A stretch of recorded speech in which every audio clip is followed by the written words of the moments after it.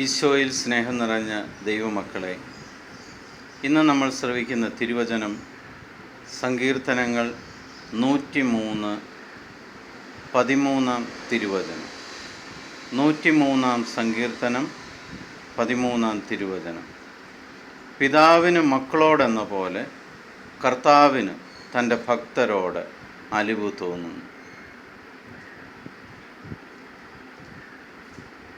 പിതാവായ ദൈവം വളരെ വ്യക്തമായിട്ട് പറയുകയാണ്, ആരോടാണ് കർത്താവിന് അലിവ് തോന്നുന്നത്.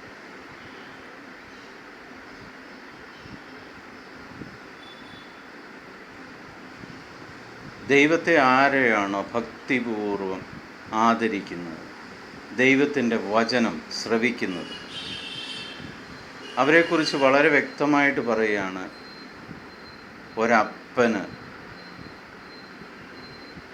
മക്കളോട് എന്ന പോലെ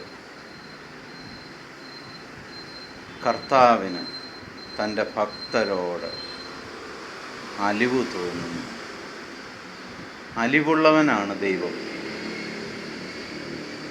നമ്മൾക്ക് സഹനങ്ങൾ വരുമ്പോൾ നമ്മൾ പലപ്പോഴും ദൈവത്തെ തള്ളിപ്പറയാറ്. എന്നാൽ